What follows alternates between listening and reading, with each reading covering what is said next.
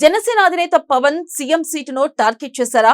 నాకొద్దు ఆ సీటు అంటూ తన దగ్గరకు ముఖ్యమంత్రి పదవిని తెచ్చుకోబోతున్నారా? కుదిరితే చంద్రబాబు లేదంటే జగన్ తో డీల్ కుదుర్చుకునేందుకు ఆయన సిద్ధమయ్యారా? రానున్న 10 ఏళ్ల కాలంలో ఏపీలో ఏం జరగబోతుంది? పవన్ కింగ్ మేకర్ గా మారబోతున్నారా? అసలు పవన్ ప్లాన్ ఏంటి? చంద్రబాబుకు ఎలాంటి ఎదురు దెబ్బ తగలబోతుంది?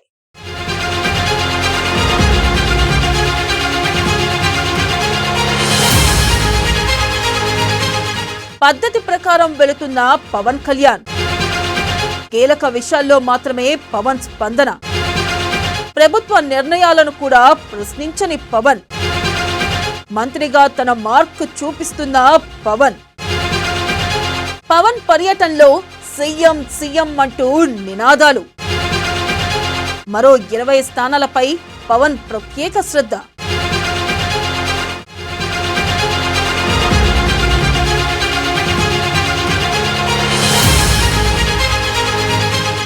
జనసేన అధినేత పవన్ కళ్యాణ్ ఒక పద్ధతి ప్రకారం వెళ్లాలని నిర్ణయించుకున్నట్లు కనబడుతుంది. వచ్చే ఎన్నికల్లోనూ 100% స్ట్రైక్ రేట్తో జనసేనను గెలిపించాలన్న ఉద్దేశంతో ఆయన ఉన్నారు. అందుకే పవన్ ప్రస్తుతం మౌనంగా ఉంటున్నారు. కొన్ని కీలక విషయాల్లో మాత్రమే పవన్ స్పందిస్తున్నారు. అంతే తప్పించి ఆయన పాలన వ్యవహారాల్లో కూడా పెద్దగా జోక్యం చేసుకోవడం లేదు. ప్రభుత్వ నిర్ణయాలను కూడా ప్రశ్నించడం లేదు.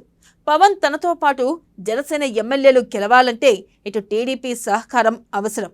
అదే సమయంలో కాపు సామాజిక వర్గం మద్దతు కూడా అంతే అవసరం. అభిమానులు ఎటూ వెళ్లరు. ఆ నమ్మకంతోనే పవన్ కళ్యాణ్ ఉన్నారు.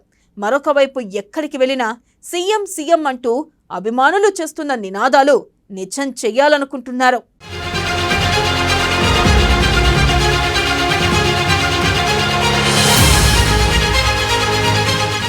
టీడీపీ విషయంలో పెద్దగా పట్టించుకోకపోవడమే మంచిదని పవన్ భావిస్తున్నారు.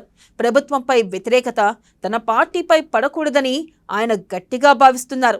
అందుకే పెద్దగా హడావిడి చేయడం లేదని చెబుతున్నారు. ప్రభుత్వ నిర్ణయాలు, రాష్ట్రంలో జరిగే పరిణామాలకు తనకు సంబంధం లేనట్లే పవన్ కళ్యాణ్ వ్యవహరించడం కూడా అదే కారణమని అంటున్నారు.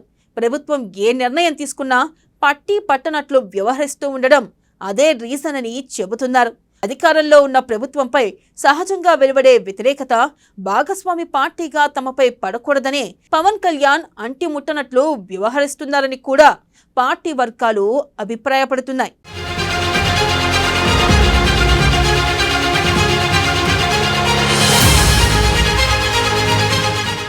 ఇక అదే సమయంలో తాను మాత్రం తనకు అప్పగించిన శాఖల విషయంలో మార్పులు చేసి చూపించి ప్రజా అభిమానాన్ని చురగొనాలని పవన్ కళ్యాణ్ భావిస్తున్నారు. ప్రస్తుతం ఉన్న 22 నియోజకవర్గాలతో పాటు మరో 10 నుంచి 20 నియోజకవర్గాల్లో పార్టీని బలోపేతం చేసుకోగలిగితే వచ్చే ఎన్నికల్లో సేనాని కీలకమవుతారు. జగన్కు అధిక స్థానాలు వచ్చినా తాము కీలకంగా మారి ముఖ్యమంత్రి పదవి కూడా దక్కే అవకాశాలు ఉన్నాయన్న అంచనాలతో ఉన్నారు.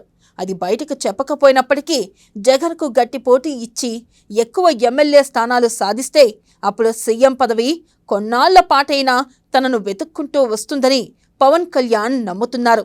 అందుకే ఆయన ఆ స్ట్రాటజీతోనే వెళుతున్నారు.